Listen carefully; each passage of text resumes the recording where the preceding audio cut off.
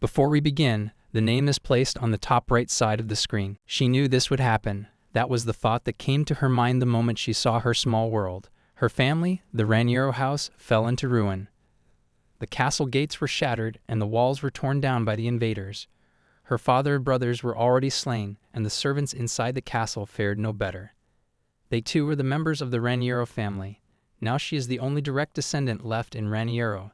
A tear slips from her eye as she thinks she knew this would happen. Not long ago, the sole heir, Aurson Eckhart of the Wolf clan, died. He had been frail since birth, and eventually passed away bedridden. However, it was revealed that Aurson's death wasn't due to illness, but rather a result of someone else's scheme.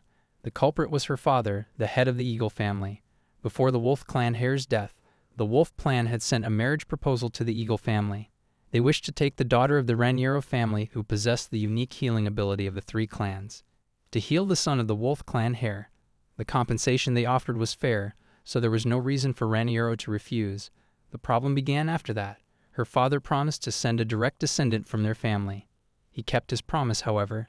The one he sent was the only mutant of the three clans, while the other children of the clan had healing abilities. Her half-sister Shuval possessed a different power. She had the ability to steal another's life force. Her father sent Shuval as Aurson Eckhart's bride, to drain his life force and eliminate the heir of the Wolf clan. And eventually, the Wolf clan lost its heir, but what her father did not expect was that the entire Wolf clan would lose their reasoning. The Wolves who had lost their reason moved with only one desire: revenge. Revenge for the loss of their heir. Swift and unrelenting, they came to achieve it. Brutally, she adds. Her eyes lock onto a man shedding tears of blood, a sight so shocking it paralyzes her. A wave of disbelief washes over her as she wonders if he noticed her gaze. In a panic, she stumbles backward and flees, diving beneath her bed as if it could somehow shield her from the horrors she has just witnessed. She tells herself that they couldn't possibly have seen her. Her room is tucked away in the most isolated corner of the Raniero estate, far removed from prying eyes. Squeezing her eyes shut, she tries to block everything out, but the darkness of her eyelids offers no comfort. She reluctantly opens them again. For the first time, she thinks that it is a relief that she is considered the shame of the family. She reveals this place is really hard to find. Even the maids who have not worked here long get lost in these corridors. She's alive, but barely. With her hair turned red, she's considered the disgrace of the Raniero family. She is treated like she does not exist and is confined here, yet even when locked away, she dreams of flying under the vast open sky. Suddenly, she finds herself caught in a violent fit of coughing, unable to understand why her throat feels so raw or why it's becoming increasingly difficult to breathe. Panic surges through her as she realizes smoke is seeping into her room from the door. There's a fire. Her eyes widen in disbelief as it dawns on her. They set fire to the estate. Coughing violently, she feels beads of sweat trickle down her face. Her eyes and nose hurt so much. She realizes her human form is beginning to break down. In a sudden burst, huge red wings unfurl from her back, stretching wide. She reveals even the healing ability that the Bird clan boasts about is useless in a situation like this. They do not possess the power to heal themselves. Tears stream down her cheeks as she desperately tries to cover her mouth, but the realization hits her hard. She cannot go outside. She must not. If she goes any further, she will die for sure. And just like that, she curls into herself on the floor, resigning to her fate. And so, trapped in the flames, she inhaled the thick smoke and closed her eyes. She was only 12 years old, the same age as the heir of the Wolf clan who died a week ago. In a sprawling mansion bathed in the bright rays of the sun under a clear blue sky, a heap of blonde hair spills across the pillows. Someone is urgently insisting that she wake up. Slowly, she blinks her eyes open, and recognition washes over her like a wave. It's Adele. Adele urges her to wake up because they are going to be late. She remains frozen in shock, grappling with the surreal reality around her. Is this the afterlife? She can't help but wonder, for Adele died 2 years ago. Framed for leaking the secrets of the Raniero family, Adele was executed simply because she was her personal maid. Suddenly, the blanket is wrenched from her. Adele points out she usually wakes up early. Why is she acting like this today? She reminds her even if they hurry now, they will barely make it to lunch on time. In a swift motion, she jolts upright in bed, her heart racing as she pants for breath. Confused, she wonders what is all this? She gazes at Adele in shock, murmuring her name. Adele reminds her she has an appointment with the master today. She tells her to hurry up, glancing at her, she adds, and to change that expression on her face. However, as tears start streaming down her cheeks, she rushes to her side. Panicking, she asks if she had a bad dream. But she leaps into her arms, shocking her as she cries uncontrollably, telling her she missed her so much. She thinks to herself she is glad she could meet Adele, even if it's in the afterlife. She thinks if this were reality, she would have been scolded by Lady Kellen for collapsing without any restraint. But now there's no one left to scold her, so it doesn't matter, does it?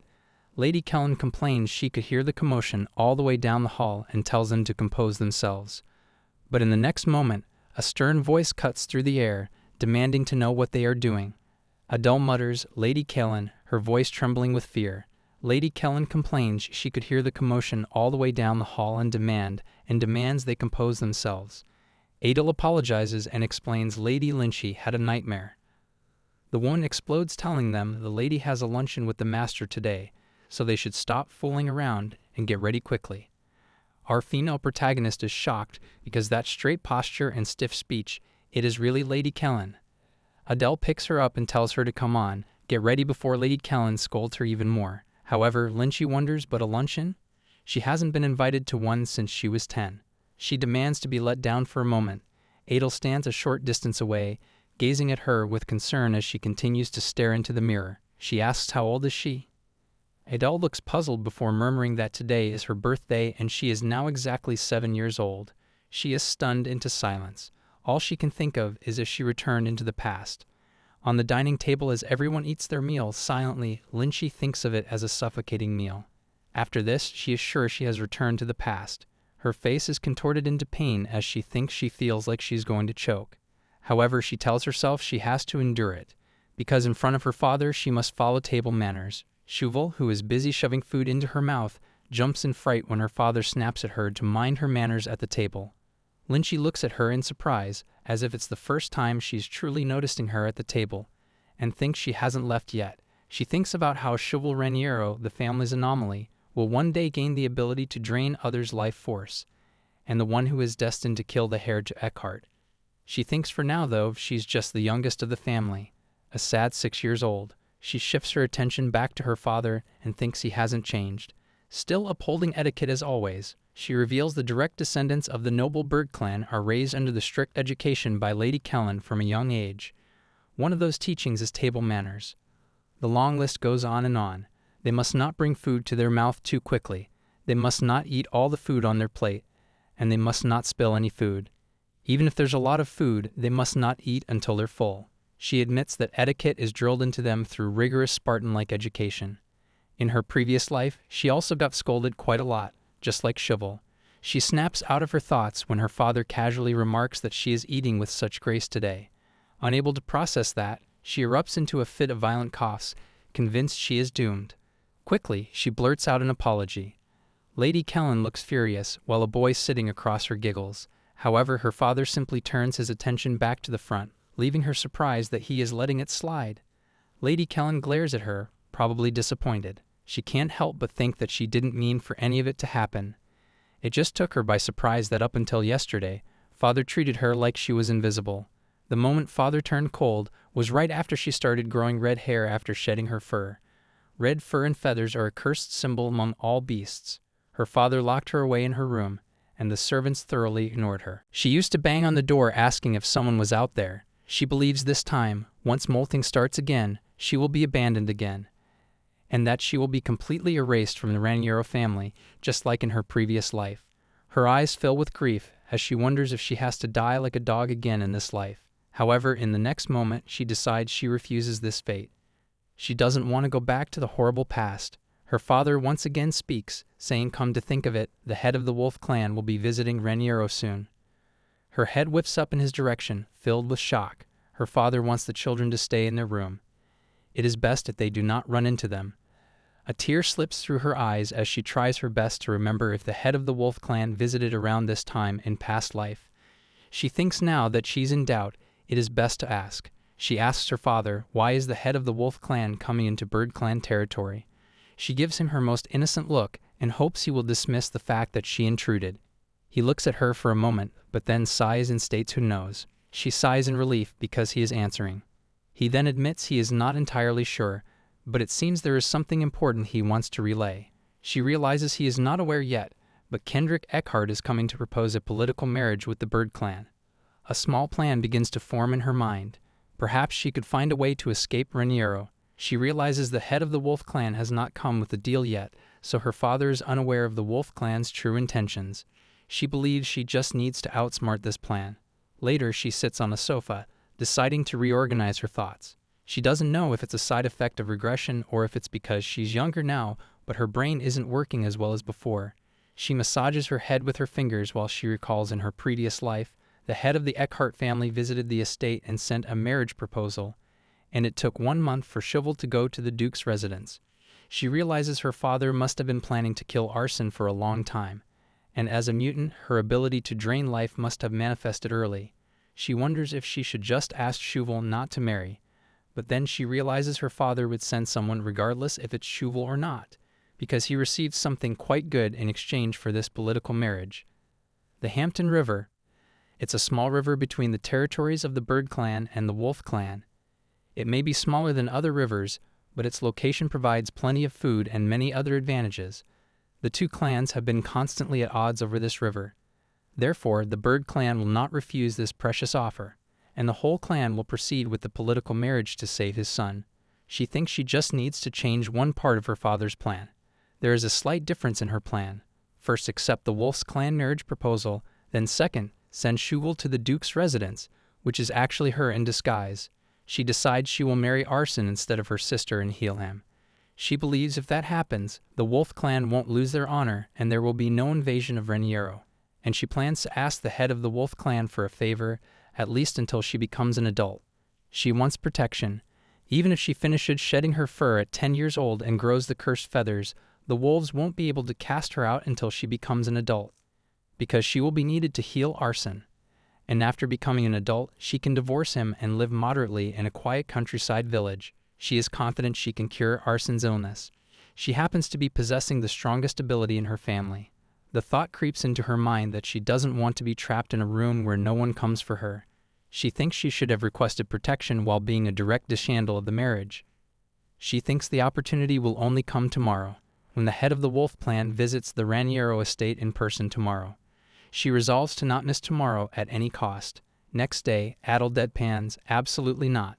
Lynchy stands there with her mouth open like a fish gasping for air. She whines that she just wishes to go for a quick walk, but Adel reminds her the head did not allow it, and the head of the Eckhart family is here, so if she happens to run into him, she will definitely get into big trouble. She thinks that is the thing she has to meet him in person. She then murmurs that she is just feeling stifled. She will stay close by and pleads with her. However, not even the heavens themselves can convince Adele, much to her dismay. With no other option, she resorts to Plan B. Suddenly, she starts to whine about a stomach ache and claims she's starving. Adele reminds her just moments ago she was whining about wanting to go to the garden.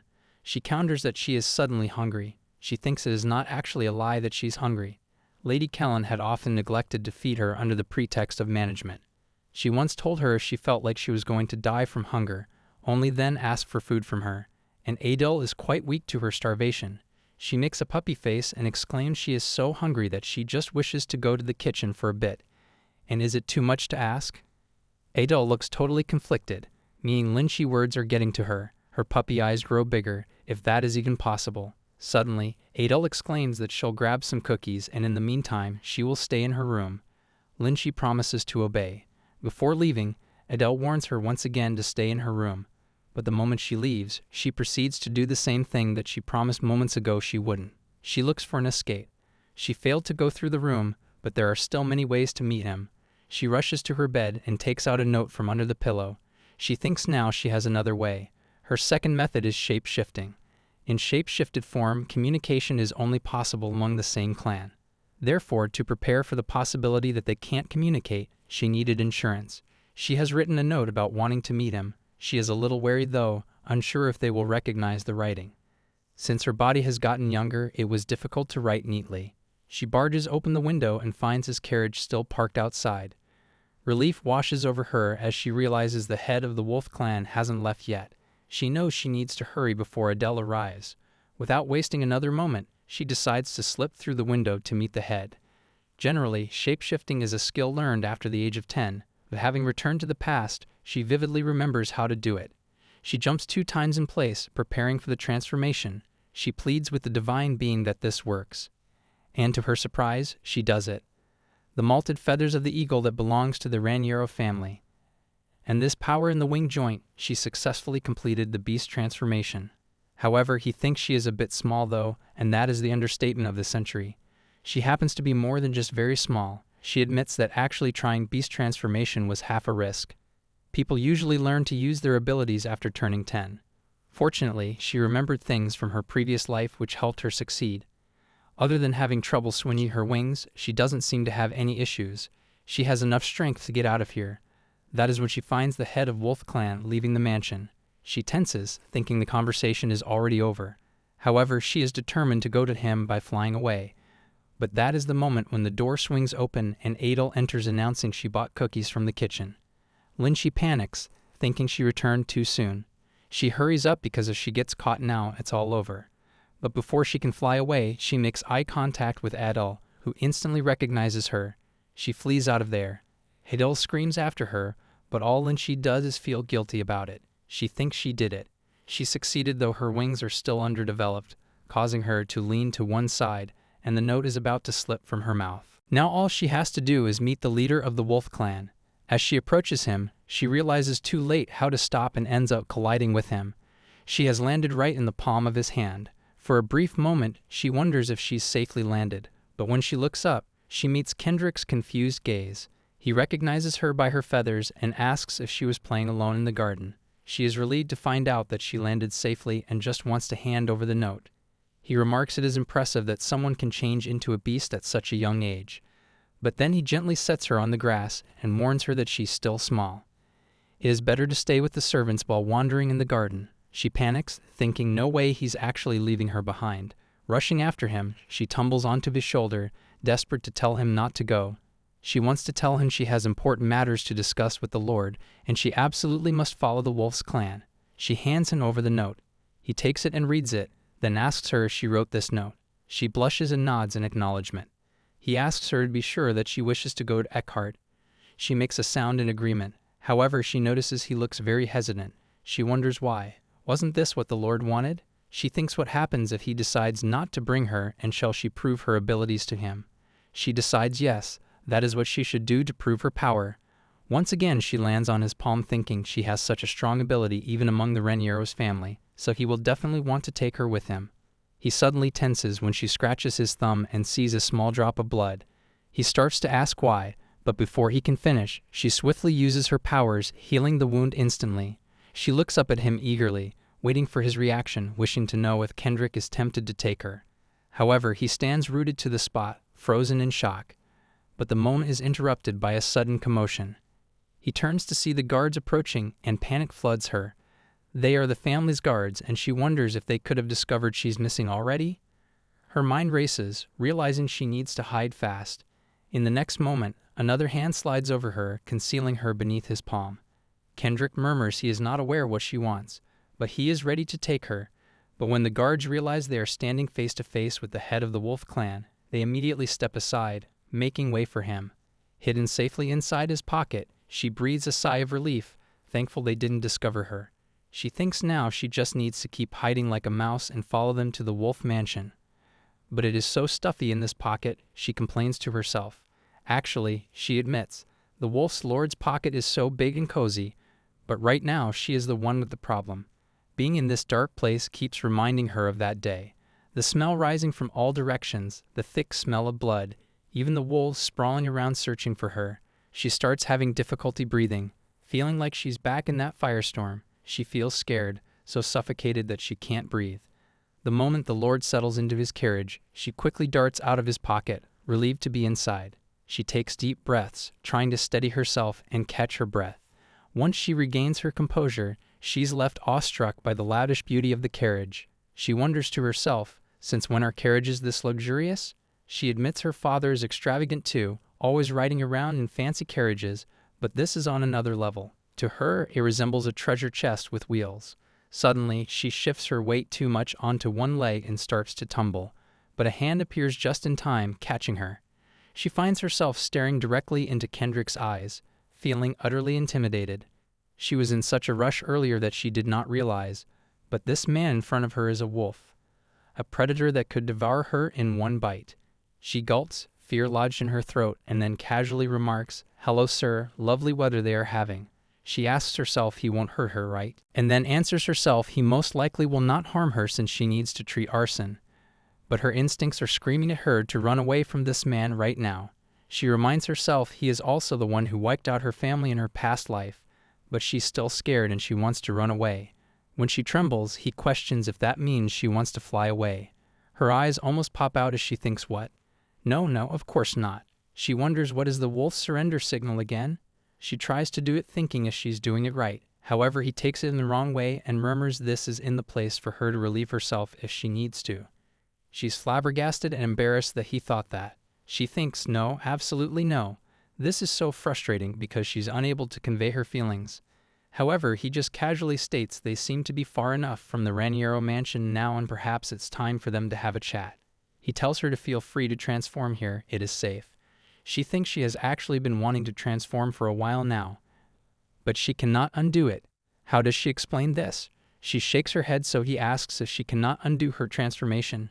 She nods, her head in confusion crosses his face as he comments this is troublesome. He then decides for now they should head to the mansion. She wants to follow him too, and if until then she changes her mind and wants to return, he will take her right back at any moment. She panics and exclaims absolutely not. However, he still doesn't understand and asks her if he wishes to go back. She shakes her head relentlessly. With puppy eyes, she lands on his shoulder. He wonders how long it will take to get to Eckhart from here. She has never actually been there, but they say Eckhart and Raniero are close to each other. One of the main reasons for conflict between the tribes of birds and wolves were the frequent territorial disputes at their borders. That is why controlling the Hampton River at the center of the conflict is so important. She thinks, well, that is not really her concern. For now, she should just focus on getting away from Raniero. She thinks she is finally leaving that wretched family behind. That is when the carriage stops announcing they have arrived. He gets off with her on his shoulder. Her mouth forms an O upon seeing the vast mansion before her eyes. She starts flattering her tiny wings while her soul leaves her body, captivated by its luxurious beauty. He uses his hand to steady her and tells her to hold on tight so she doesn't fall. She tells him not to worry, there won't be any mistakes like their first meeting. Just then, a deep growl catches her attention. She quickly turns, wondering what it could be, only to find a giant wolf standing before her, its expression far from welcoming. She freaks out thinking, what the heck is that? A wild wolf? She feels some things off about it. It's breathing heavily and its eyes look fierce, as if it's lost its mind. Come to think of it, she remembers reading about this in a book once. A flower whose aroma has the power to drive animals insane. Only their instincts remain unaffected. She wonders, could it have caught a whiff of that flower? If what she thinks is true, this is bad news. She thinks if a wolf that size bites a tiny bird like her, she would be in serious danger. She starts flapping her wings in panic, thinking she needs to get out of here fast. Kendrick senses her unease. He turns to the wolf and tells him that's enough. He is being rude. Lynchy is confused, wondering if the wolf clan leader controls wild wolves too. But then the wolf transforms into his human form. Perplexed, he asks what is going on here? She thinks if they knew each other all along, and this turns out not to be a wild wolf. Dragon looks confused and points out, wasn't he just supposed to talk to the bird clan and come back after? So what is that thing? He says, pointing out at the little bird. Lynchy wonders what is the big deal? Has he never seen a bird before? Endrick walks past him and casually mentions that he picked her up at the Raniero estate. Dragon freaks out and inquires they just handed her over that easily? He corrects no, he said that he just picked her up. Dragon counters picked her up. What is that supposed to mean? Kendrick complains he's just too nosy, while Lynchy thinks it means exactly what he has said, and that he picked her up when she begged him to take her to Eckhart. She guesses even the wolf clan did not expect him to bring a bird clan number back so quickly. The butler, waiting at the entrance, appears startled as he welcomes him.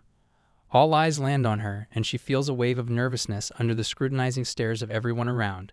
The butler, Ethan, asks the master what is the meaning of this, but he just hands over the bird to him and tells him to take care of her for now, as she doesn't seem to know how to protect herself.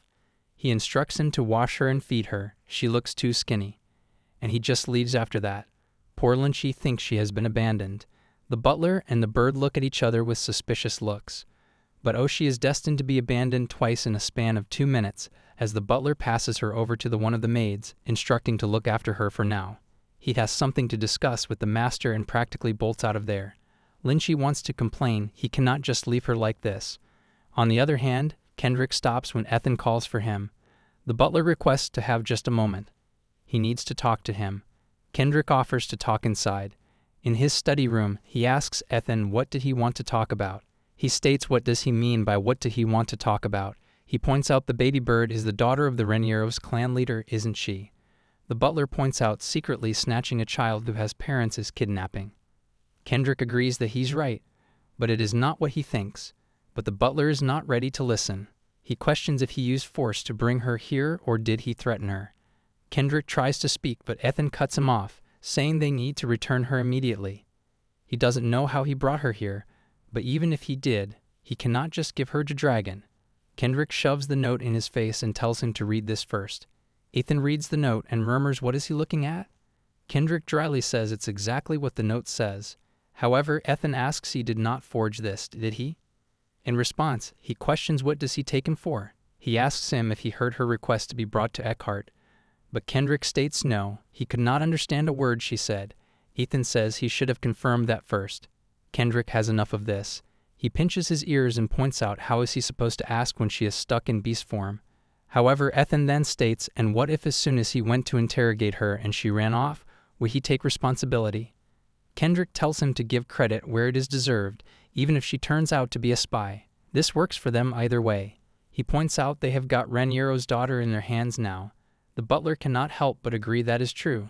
He dismisses him, stating they will talk again once her power wears off, until then to treat her well so she doesn't want to leave. He shifts in his seat, signaling that it's time for him to leave and wants him to report her condition every hour. Only when the sound of the door shutting reverberates through the silence does he let out a sigh and settle comfortably into his chair. He thinks of her as Rainiero's little bird. She possesses stronger abilities than he expected, and even in that little instant he could feel it. He has hope that the child could be able to heal his kid too. He thinks they can take their time to transform her back into a human. And once she is back, they will hear why she wanted to follow him here and to treat her to some good food, and then a little smile tugs on his lips as he thinks he'll make her his daughter-in-law. Meanwhile, Lynchy thinks if someone is talking about her. She suddenly got chills running down her spine. She instantly straightens when Ethan introduces himself.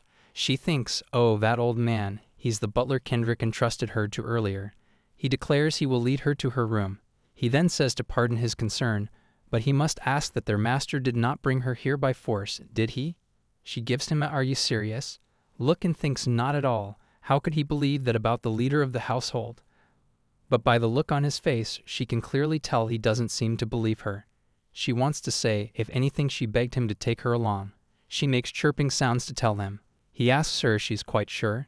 She makes those sounds again, wanting to tell him it's true. Ethan's shoulders slump in relief as he mutters, thank goodness, he was worried he might have used force again. Now that she thinks about it, the Kendrick she knew in her past life was terrifying. She cannot imagine what he was like as a child. She wonders if he was proud and quiet, or maybe he was arrogant like the other noble kids his age. She snaps out of her thoughts when she arrives at her room. The butler opens the door and announces this will be her room. Shocked, she wonders, is this really her room? She finds it extravagant and pretty. She cannot help but doubt if this is really her room. All the furniture looks so luxurious and comfortable. She cannot believe she's living in such a huge room. Ethan tells her she will be staying here from now on. He also assures her to reach out to him if she needs anything else, and he will order someone to go down to the village and buy any necessary items. She makes the peep sound, wanting to tell him this is more than enough. He then places her on the bed, telling her to rest comfortably in her new bed. However, both of their gazes then turn shocked, realizing how small she appears in the vast bed. Lynchy realizes it too, thinking if she sleeps here, she is definitely going to suffocate under the blanket. She begins to bounce on the bed, sending the poor man into a tizzy as he pleads with her not to crawl under the blanket carelessly. They decide to change the blanket so she can sleep tonight. She thinks in this form she cannot even open the door handle. The butler then turns to her and asks if there's anything else that is making her uncomfortable. His question forces her to think about it, and she realizes she didn't even have a chance to eat the cookies Adele gave her. She wants to tell them she's hungry but is reluctant to say it. But she reminds herself they did ask her to let them know if she feels uncomfortable about anything. He realizes it and asks if she's hungry. She nods. He lets her know he will have a meal prepared for her right away. Inside the room, she gets a new blanket and gets a lavish meal. She wonders if she's supposed to eat all of this by herself, and she's even given a bath by the maid. She thinks to herself, this is amazing. The wolf followed Kendrick's orders faithfully and fed and bathed her. Thanks to them, she has experienced all the luxury she has never had in her life. Now that she has some free time, she decides to go over her plan again. She thinks about how she succeeded in making it to the wolf mansion as planned.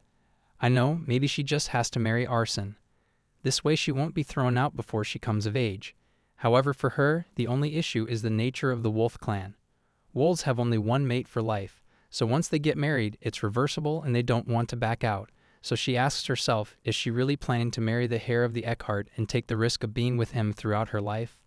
The answer easily comes to her no. She thinks if they were married off young without their consent, they are given a chance to divorce once they come of age. Since this is a contract marriage for mutual benefit, getting a divorce later shouldn't be a problem. And that this arranged marriage is probably good news for the wolf clan too. They need the heir to recover from his illness as soon as possible.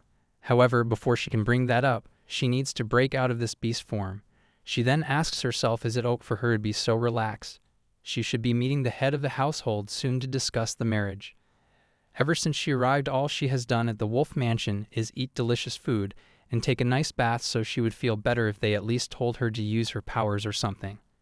She muses she's the daughter of a rival family, yet they're treating her like an honored guest. The maid states she must be tired from the long journey and asks if she is exhausted. She thinks everyone is so kind as back in the Raniero family, only Adele took care of her like this. Her body smells nice and she feels good. The maids smile at her, informing her they will be going now and to have a good night and rest well.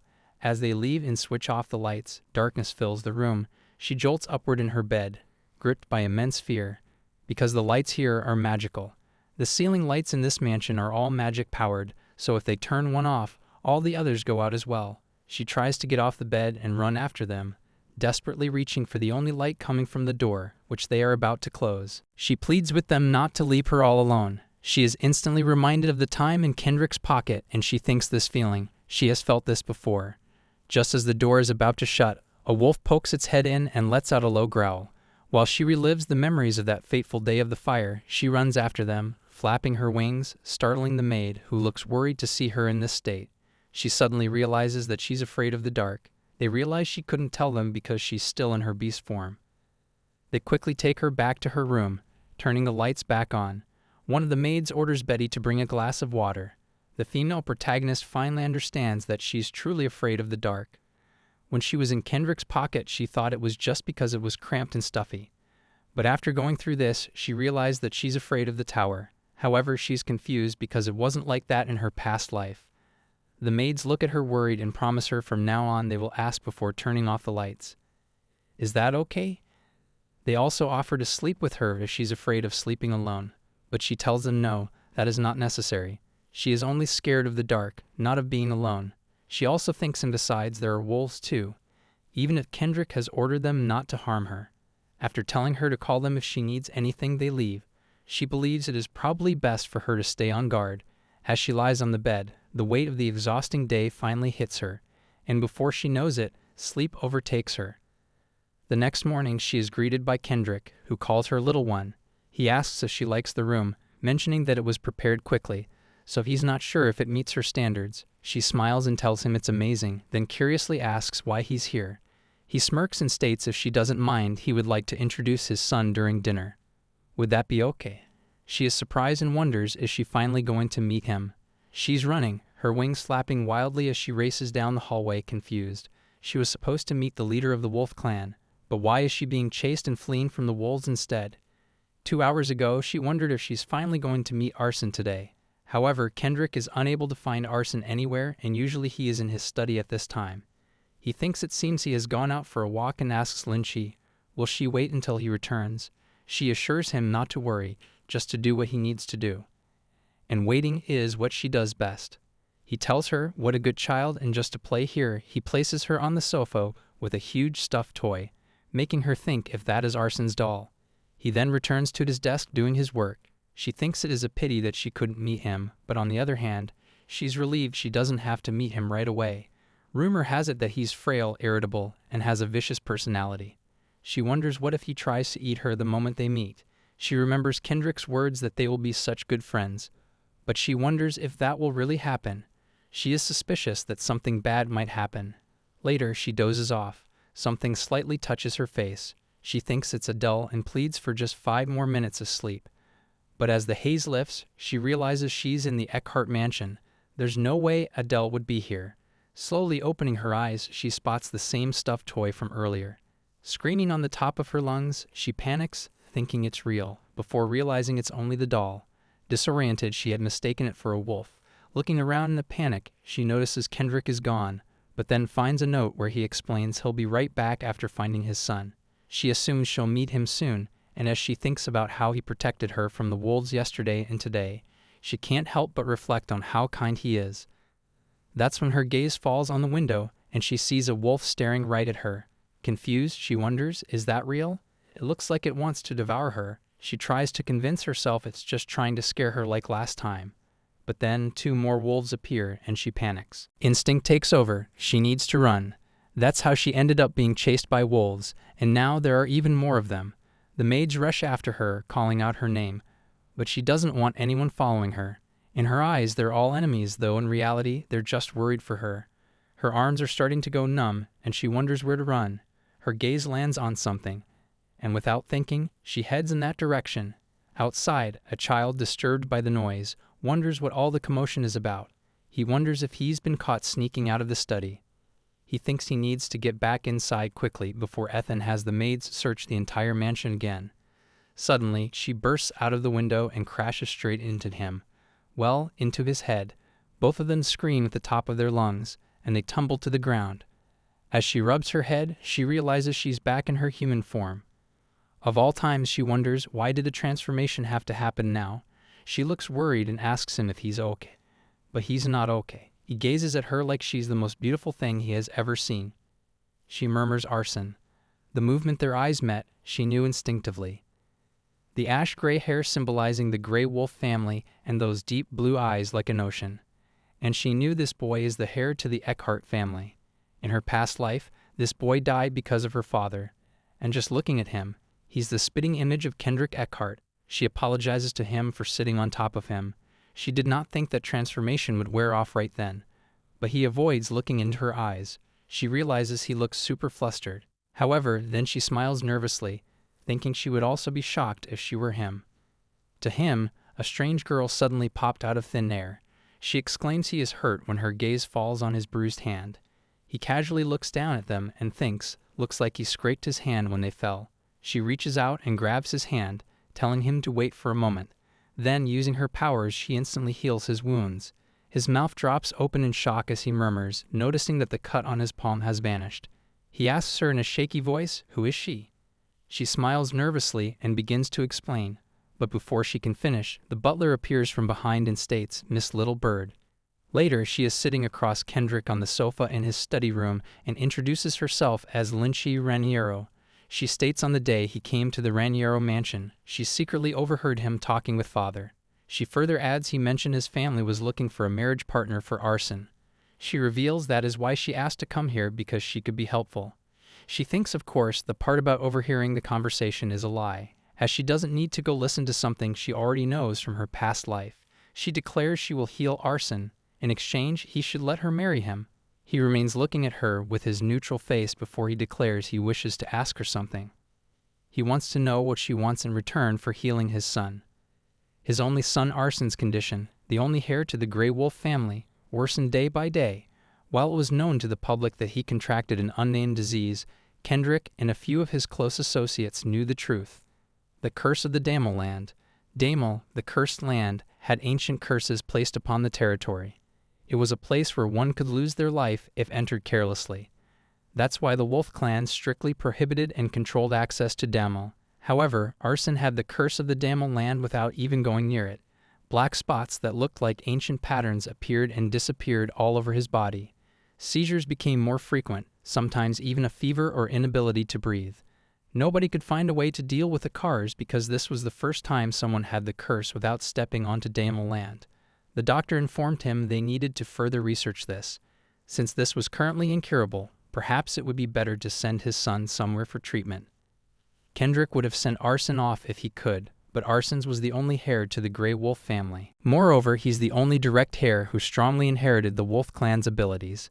If any of the clans were hostile towards the Wolf family, they would surely try to harm Arson if he left for treatment. In the end, Kendrick came up with the idea to negotiate with the rival Raniero family. If the Eckhart's ability was the strongest power of any clan, the Raniero's ability was exactly the opposite. It was said that the children of Raniero with outstanding abilities could cure any disease. On top of that, this healing ability was said to have originated from a certain ancient clan that already disappeared. Since both the Curse of Damel and the healing ability of the Bird clan root in ancient times, the Bird clan might be the only thing able to cure Arson's cure. Kendrick also thinks apart from that Lynchie is a very special child, and she is able to use her ability even before her first molting, and there is almost no uncontrolled leakage of her ability. He realizes she probably has one of the strongest abilities even within Raniero. That is why he's very curious if she could really heal Arson without any ulterior moves. However, he is suspicious that she must be a spy for Raniero. He is aware that the head of Raniero clan is more than capable of such a thing.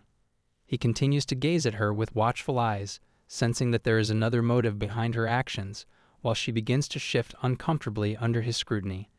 Suddenly she blurts out that even if she becomes hideous, he would not abandon her. He was certainly not expecting that. He asks in a shocked voice, "What did she just say?" She gulps in nervousness before starting again that even if she becomes hideous, he should not abandon her and protect her until she comes of age.